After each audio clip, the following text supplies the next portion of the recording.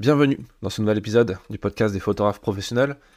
Aujourd'hui, on est de retour de Visa pour l'image. Bon, ça fait quelques jours au moment où vous écoutez cet épisode et moi j'ai eu le temps de réfléchir. Tous les ans, j'y vais en gardant en tête qu'il faut que je réfléchisse à des idées de contenu, mais aussi à des idées à des réflexions qui vont me permettre d'améliorer ma pratique du photojournalisme.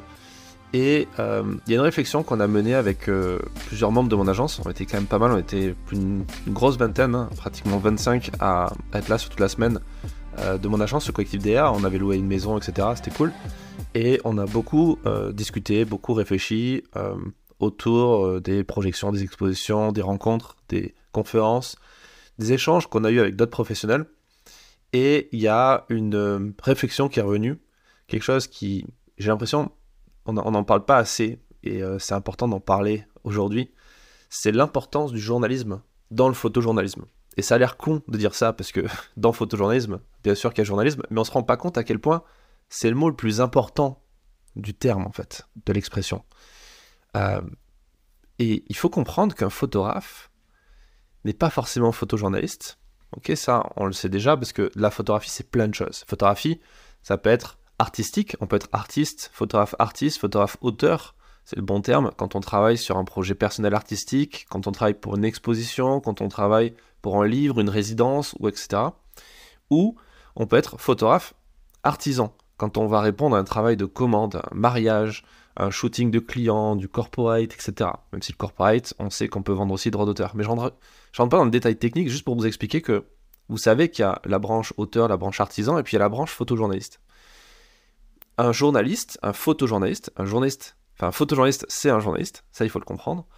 Et le journaliste, l'objectif pour lui, c'est de raconter le monde et d'informer les gens, non pas avec de la fiction, mais avec du réel. Ok ? L'idée, c'est de capter le réel dans le but d'informer les gens.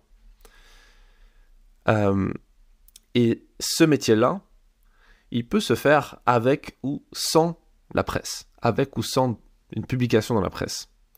Bien sûr, la finalité historique du photojournaliste, c'est celle du photographe de presse, c'est-à-dire travailler pour la presse.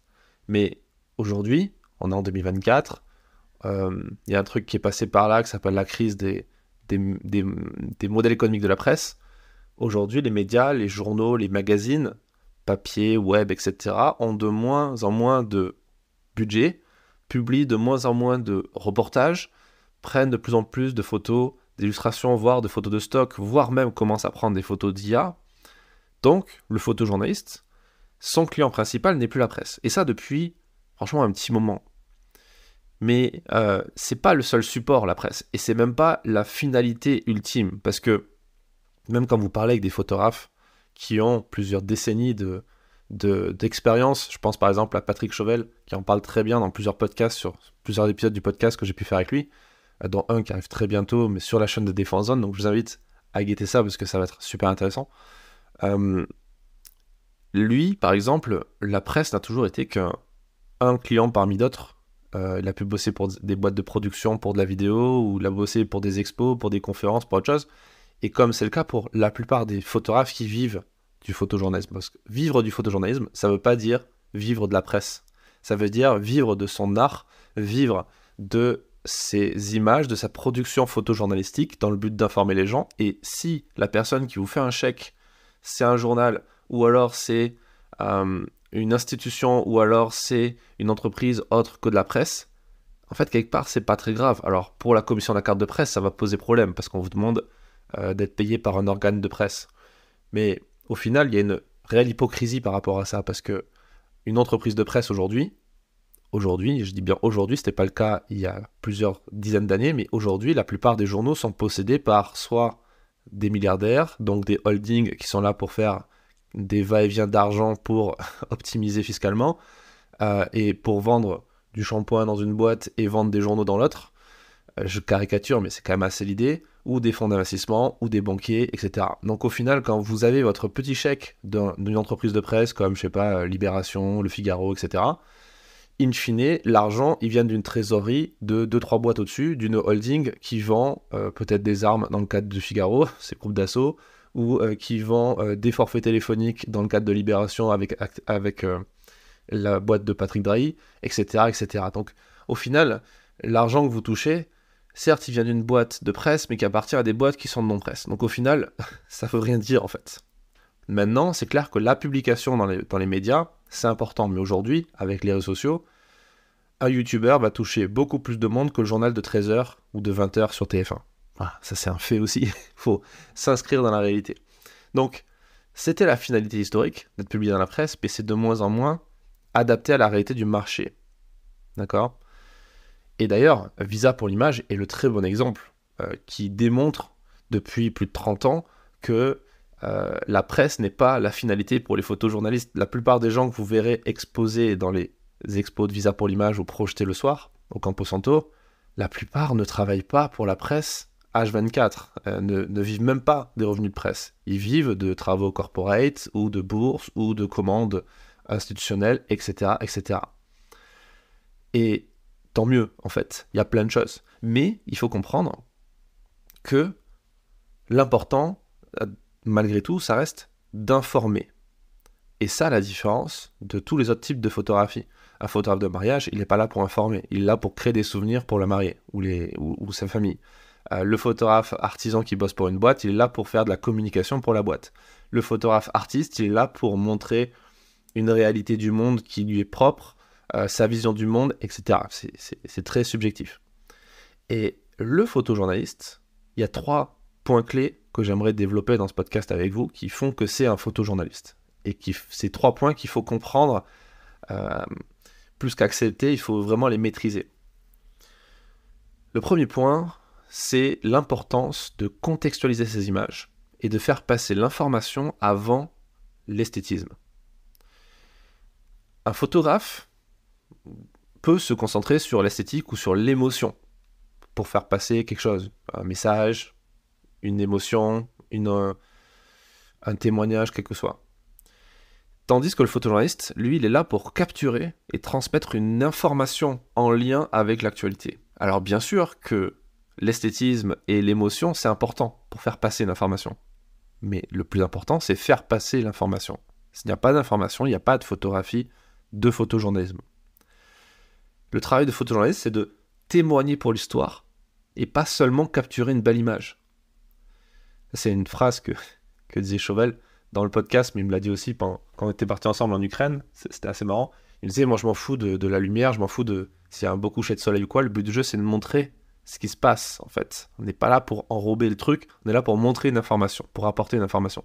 Et c'est ultra important. Témoigner pour l'histoire.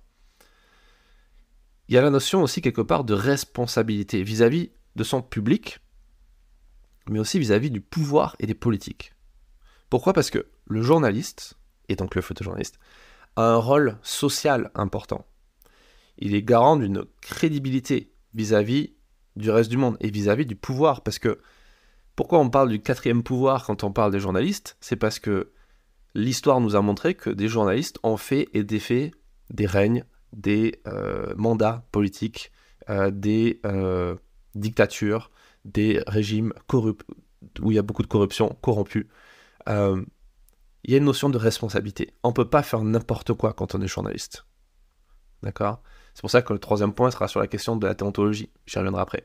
Et on ne peut pas faire n'importe quoi. On doit garder une forme de virginité, quelque part, d'être incorruptible, d'être juste, d'être le plus objectif possible, en tout cas d'être honnête intellectuellement pour montrer ce qui se passe et ne pas se faire acheter par des gens ou des entités qui ont un agenda, qui ont quelque chose à montrer et qui peuvent, eux, manipuler la société. Parce que notre objectif à nous, journalistes, c'est d'apporter des informations, d'expliquer comment le monde fonctionne pour que les citoyens, les autres citoyens, parce qu'on fait partie des citoyens, mais les autres citoyens puissent prendre des décisions en leur âme et conscience, en ayant toutes les cartes en main, en fait. Quand vous allez voter pour quelqu'un, vous devez savoir concrètement ce que ça va impliquer, ce que ça a déjà impliqué, mais ce que ça va impliquer plus tard.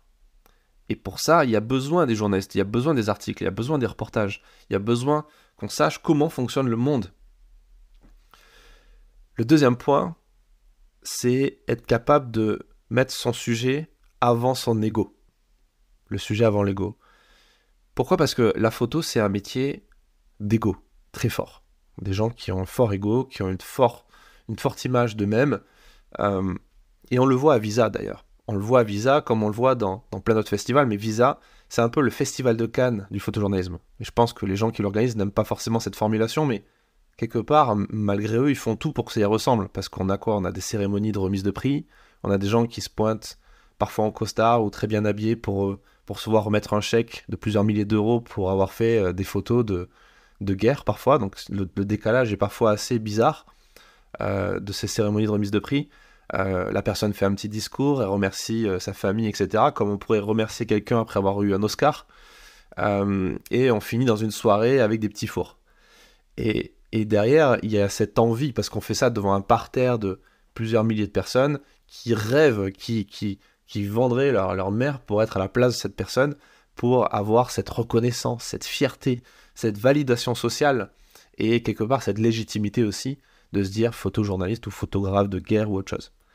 Donc quelque part, tout ce qui est mis autour de ces prix, de ces les Visa d'or, les WordPress photos, les Pulitzer, etc., c'est là pour glorifier l'ego, quelque part, aussi des photographes, indirectement. Parce qu'on reste des humains, on a besoin de validation sociale depuis la nuit des temps, sinon on se fait éjecter d'une tribu et on meurt. Ça, c'est les hommes préhistoriques, ça, c'est resté en fait jusqu'à aujourd'hui. Donc il faut le comprendre. Et toutes ces institutions continuent de favoriser ça. Peut-être pas forcément en le souhaitant d'ailleurs, mais en tout cas, c'est le cas. Et il suffit juste de parler avec des photographes pour le comprendre. D'ailleurs, la frontière qui peut exister entre le courage de faire des photos, de raconter l'histoire, etc., et la vanité, elle est plutôt floue. Parce que vous avez beaucoup de photojournalistes qui vont prendre des risques considérables pour obtenir la photo qui marquera les esprits, la photo qui sera publiée, qui sera diffusée, qui sera montrée, qui sera exposée, qui sera projetée, etc. La photo. Et ces risques, ça peut être des risques qu'on prend en zone de guerre, qu'on prend dans des situations dangereuses, lors des catastrophes naturelles, etc. Et si la motivation de base, elle est noble, à savoir de vouloir raconter l'histoire, de montrer ce qui se passe, la tentation de prouver sa valeur et d'être reconnu comme étant le meilleur que les autres, elle est très grande.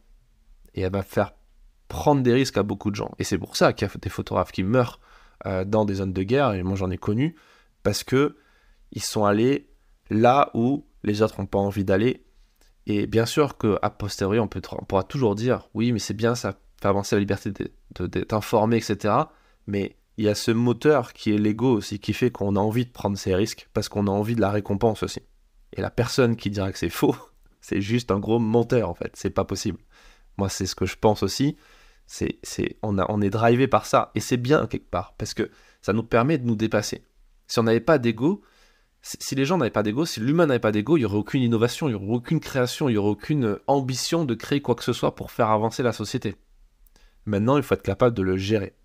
Et autre chose qu'il faut être capable de gérer, c'est la compétition qu'on va avoir avec les autres photographes, notamment sur le terrain. Parce qu'il y a une compétition. Même si on se retrouve une fois par an à Visa, qu'on boit des verres ensemble et qu'on est les meilleurs amis du monde, etc., que c'est génial, il y a aussi une forme d'hypocrisie dans le sens où, une fois que vous retrouvez une personne sur le terrain avec vous, vous avez du coup de moins de chances de vendre ou de diffuser vos images parce que quelqu'un peut faire mieux que vous. Concrètement, c'est ça. Alors la compétition, elle peut être saine, elle peut pousser à l'excellence, elle peut, un peu comme l'ego, elle peut nous driver. Mais elle peut aussi, et ça a été le cas pour pas mal de photographes, et même des photographes que parfois vous glorifiez, que vous imaginez comme étant des super bons photographes et agréables, gentils, etc., mais qui ont fait des énormes, comment dire, sans être vulgaire, vous avez compris, des choses qui sont éthiquement très discutables, qui sont vraiment pas cool. Et ça, j'en parlerai pas dans le podcast parce que je veux pas choper un truc pour diffamation, mais voilà, vous comprendrez que derrière, il y a des choses qui se font, qui sont plutôt dark, plutôt sombres, et c'est bien dommage. Donc pour ça, il faut être capable d'apprendre à se détacher. C'est important pour un photojournaliste de développer cette capacité à accepter la critique, à calmer son ego, parce qu'un ego trop présent peut empêcher une remise en question qui est nécessaire à l'amélioration continue d'un photographe. Et troisième point, peut-être le plus important, c'est pour ça que j'en parle en dernier, c'est la déontologie et l'éthique. La déontologie, c'est de faire les choses correctement, avec éthique, avec moralité, mais même si tout ça, l'éthique et la moralité, ce sont des choses qui sont à géométrie variable, on va dire. Ça fluctue avec le temps, les sociétés, en fonction de là où on est dans le monde, etc. En tout cas, il y a quelques temps, on a fixé ce qu'on va appeler la charte de Munich, qui est la charte de déontologie des journalistes, qui est en plusieurs points, en 5 points pour des droits et 10 points pour les devoirs, et je vous encourage à faire des recherches. Et je vais vous lister les 10 devoirs de la charte de Munich, parce que c'est pas du luxe. Parfois, c'est bien de savoir concrètement à quoi il faut s'attendre et ce qu'il faut respecter avant de parler de ses droits. En gros, les 10 devoirs, le premier, c'est de respecter la vérité, quelles qu'en puissent être les conséquences pour lui-même, et ce, en raison du droit que le public a de connaître la vérité. Donc respecter la vérité, pas mentir. Ensuite, défendre la liberté de l'information, du commentaire et de la critique. Troisième point, publier seulement les informations dont l'origine est connue ou les accompagner, si c'est nécessaire, des réserves qui s'imposent. Ne pas supprimer les informations essentielles, ne pas altérer les textes et les documents. Ça, c'est toujours vérifier l'information, être sûr qu'on ne dit pas n'importe quoi, qu'on ne s'est pas fait enfumer aussi par un service de communication ou par une institution ou par quelqu'un tout simplement. Ne jamais prendre pour argent comptant ce qu'on nous dit, vérifier. C'est le rôle du journaliste, c'est encore plus le rôle du photojournaliste. Ensuite, quatrième point, ne pas user de méthodes déloyales pour obtenir des informations, des photographies ou des documents. Voilà, il ne faut pas tomber dans le côté dark et le côté non éthique. Ensuite, s'obliger à respecter la vie privée des personnes. On ne montre pas n'importe quoi, on respecte la dignité des gens, on respecte leur vie privée. Ensuite, rectifier toute information publiée qui se révèle inexacte. Voilà, quand on a fait une connerie, il faut être capable de le dire et dire voilà, là je me suis trompé, ou là le journal s'est trompé, il faut qu'on fasse un démenti. Ensuite, garder le secret professionnel et ne pas divulguer la source des informations obtenues confidentiellement. Logique, on ne dévoile pas ses sources, on garde le secret professionnel. Ensuite, on s'interdit le plagiat, la calomnie, la diffamation, les accusations sans fondement, ainsi que de recevoir un quelconque avantage en raison de la publication, de la suppression d'une information. Ce côté incorruptible, qui est pas simple pour pas mal de gens, surtout quand on parle d'un métier qui est assez précaire, on a parfois envie de faire pas mal de choses pour l'argent ou pour aller plus vite, mais il faut pas le faire. Et puis, ne jamais confondre le métier de journaliste avec celui de publicitaire ou de propagandiste, n'accepter aucune consigne directe ou indirecte des annonceurs. On ne fait pas de la pub, on est journaliste, on ne fait pas du marketing pour des marques, on est là pour rapporter une information, et parfois il faut être capable, ça je vous cite, un journaliste que j'aime bien, qui fait bien son boulot, je trouve, qui est pourtant pas très aimé dans la profession, et c'est bien dommage, qui est Régis Le Sommier, qui a été directeur adjoint chez Paris Match, et qui aujourd'hui est directeur de la rédaction d'Omerta, qui est un journal indépendant, et qui est aussi très critiqué. Et lui, dans un podcast qu'on a pu faire ensemble, dans un épisode qu'on a fait sur le podcast Défense Zone, où il parle longuement de son métier de reporter de terrain, reporter de guerre, il explique que être journaliste, c'est être capable de dire du mal de gens qu'on aime bien. Et c'est ça en fait. C'est ce que disait Albert Londres. Être journaliste, c'est de porter la plume dans la plaie, être capable de dire les choses, tout simplement. Peu importe si ça va vous rendre pauvre, vous rendre malheureux, vous rendre détesté par les gens, si vous allez devenir un paria, mais au moins vous aurez fait les choses correctement, vous aurez dit les choses. Et enfin, dernier point qui va un peu dans ce sens, c'est refuser toute pression et n'accepter de directives rédactionnelles que des responsables de la rédaction. Et tout ça, en fait, quelque part, quand on comprend le métier de journaliste, c'est du bon sens. Mais le bon sens, si on en parle tout le temps, c'est que c'est pas du bon sens pour tout le monde. Donc c'est important de le savoir. C'est ce qu'on apprend quand on arrive en école de journalisme. Mais même en école de journalisme, on voit des comportements qui sont vraiment bizarres, quoi. De gens qui vont inventer des choses, bidonner des interviews, ça m'est arrivé de le voir. Ou qui vont pas vouloir interviewer telle personnalité parce qu'elle n'est pas du même parti politique que elle. Des choses complètement aberrantes, en fait, qu'on ne devrait pas voir. Et malheureusement, qu'on laisse passer dans certaines écoles de journalisme, parce qu'il y a aussi une connotation politique derrière, et ces gens se retrouvent en rédaction et vont ensuite gangréner ce métier, quoi. Et alors que la base du métier de journaliste, c'est le bon sens et c'est l'honnêteté intellectuelle, la capacité à penser contre soi-même, à être capable de remettre en question, ne pas faire abstraction justement de faire abstraction de ses biais cognitifs, de ses origines, de son background, de son enseignement personnel, pour informer les gens. Parce que les gens ne pensent pas comme vous, les gens ne sont pas nés dans la même ville que vous, dans les mêmes conditions que vous, et il faut être capable de se mettre au niveau de tout le monde. Dernier point, après ces 3 points importants, petit point bonus, c'est que le photojournalisme, c'est très certainement, et là ça va faire crisser les oreilles de pas mal de gens, mais c'est pas grave, mais je le pense vraiment, le photojournalisme, c'est très certainement la branche la plus dure du métier de photographe.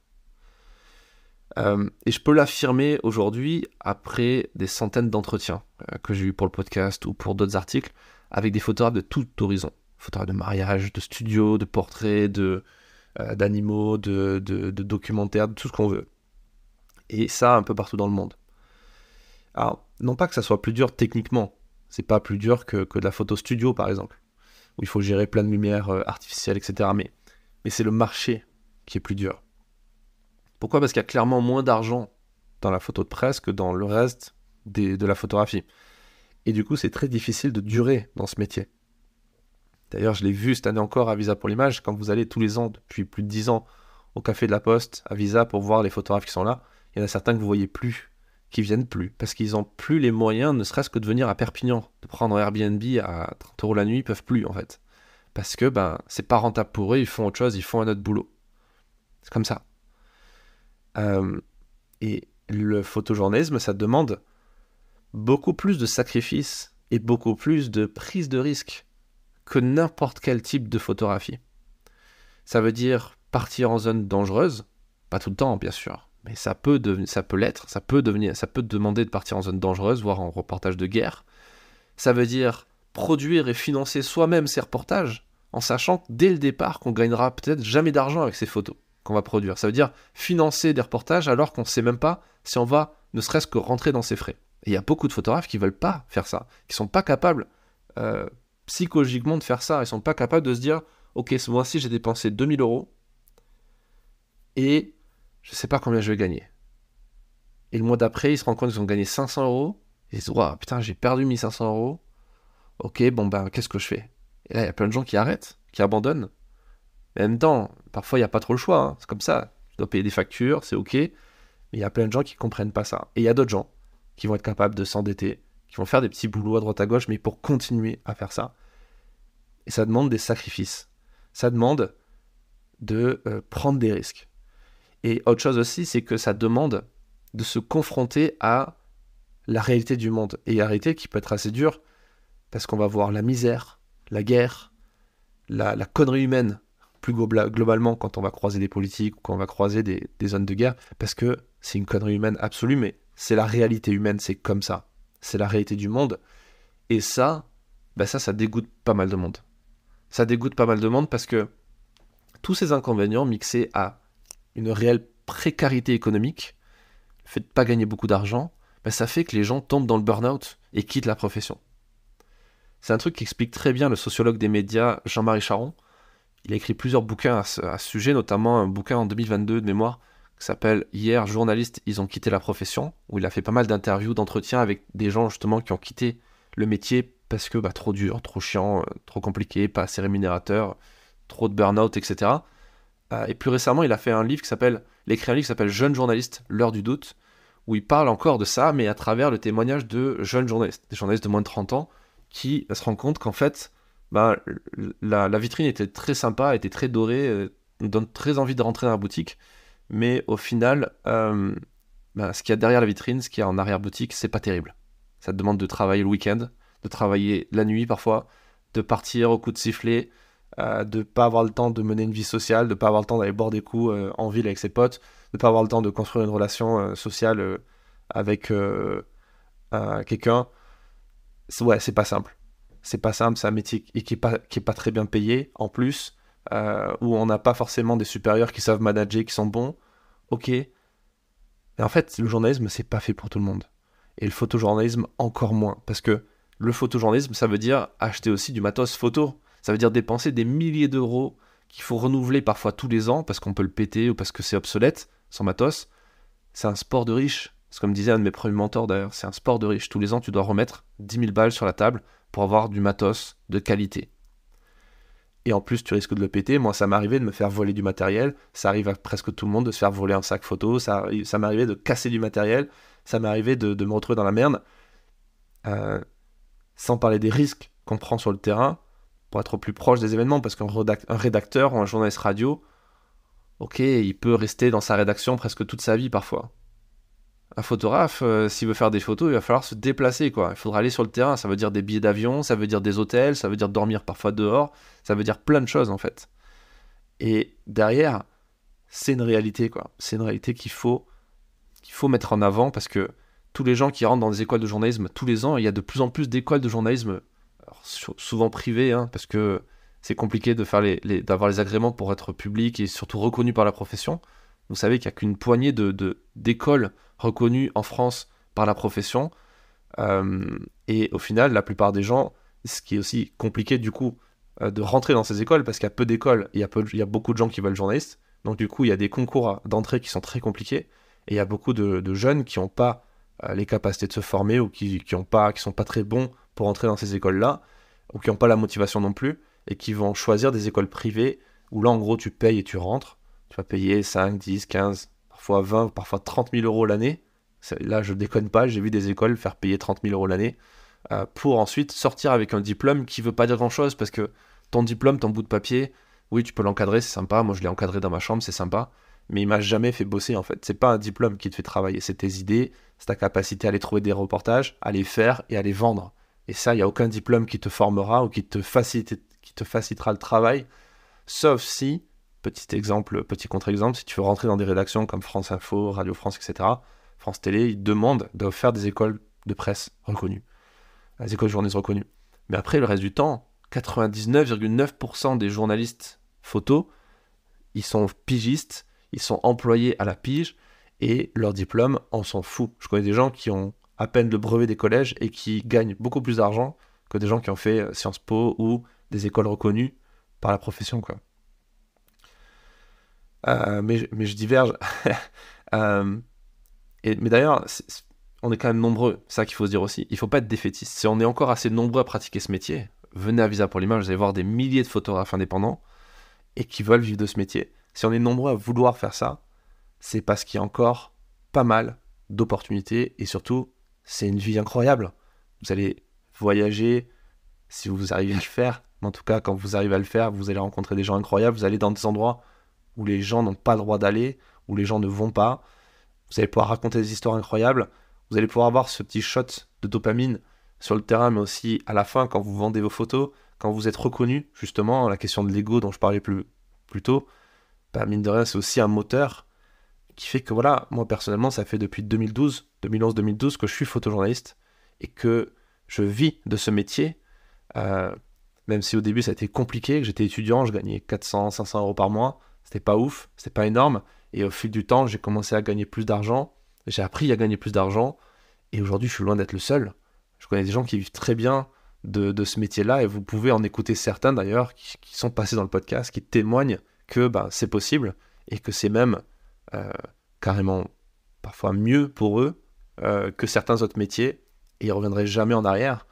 Et c'est pour ça qu'il faut s'accrocher, que c'est un métier, si c'est votre métier de rêve, bah, accrochez-vous, faites tout pour y arriver, faites tout pour y arriver, sachant que ça demandera beaucoup de sacrifices, ça demandera de l'investissement en temps, en argent, en énergie, en point de vie, on va dire quelque part, et pour ça il n'y a pas 36 solutions, faut mettre toutes les chances de son côté, il faut se former, il faut se renseigner, s'informer, il faut produire aussi, c'est pas tout. Là je m'adresse aux gens qui ont déjà suivi mes formations, qui font partie peut-être de mon agence, et qui galèrent un petit peu, mais parce que il faut se dire, les gars, il faut produire. Moi je continue de produire entre 3 et 5 reportages par an, mais des gros reportages qui me prennent plusieurs jours, plusieurs semaines à faire, à côté de tout ce que je fais à côté, l'édition, la formation, les podcasts, etc. Mais je continue de produire parce que on n'a rien sans rien. Si vous n'avez rien produit, vous vendez rien, tout simplement. Imaginez-vous comme un agriculteur qui a un champ devant lui et qui va pas le semer, qui va pas récolter, qui fait rien, ou qui fait un peu de temps en temps comme ça. Le lundi il sort, il va planter 3 carottes, puis il revient le vendredi, ah merde, elles sont mortes, bon bah tant pis. Et derrière, quand il arrive sur le marché, il a quoi à vendre? Il a rien. Donc il gagne pas d'argent. Mais la photo, c'est pareil. on fait un métier incroyable. Personne nous a mis un flingue sur la tempe pour nous dire de faire ce métier. On choisit de le faire.